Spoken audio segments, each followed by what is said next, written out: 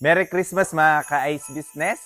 Matagal-tagal tayong hindi nakapag-video, gawa ng tayo ay busy at marami tayong mga inaatupag na mga clients dahil meron tayong mga ipapadala ng mga unit sa iba-ibang lugar ngayong week na ito.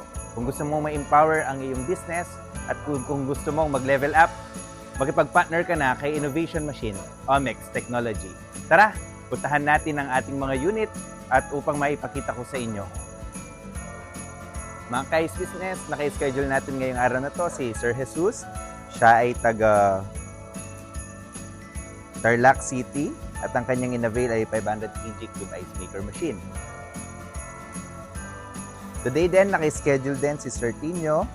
Siya ay taga Angeles, Pampanga naman. 500 kg din ang kanyang kinuha at ito ay naka-package. Bukas naman, by Wednesday, tayo naman ay gagawi sa bandang Rizal, Nueva Ecija. Shoutout sa ating ka-Ice Business na si Sir Emerson. Ang kanyang in-avail ay 500 kg cube ice maker machine din. Ganon din sa General Tino, Nueva Ecija. Nag-avail naman ang ating client ng 200 kg cube ice maker machine at ito ay nakapackage. Shoutout din kay Sir Adrian. By Thursday naman, naka-schedule natin ay sa Santa Lucia, Sasman, Pampanga, kay Sir Eduardo. 500 kg package din ang in-avail niya. Ganun din kay Sir Aaron, taga Santa Ana, Pampanga naman. 500 kg cube ice maker machine na package din ang kanyang in-avail.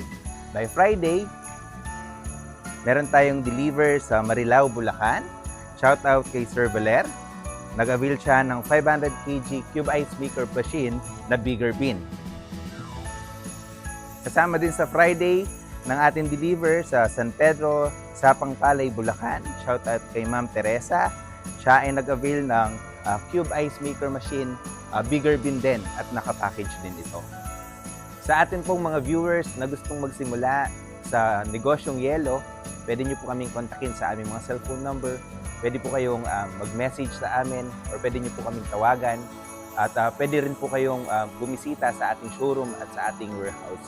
Muli po, maligayang Pasko at advance Happy New Year po sa ating lahat. God bless.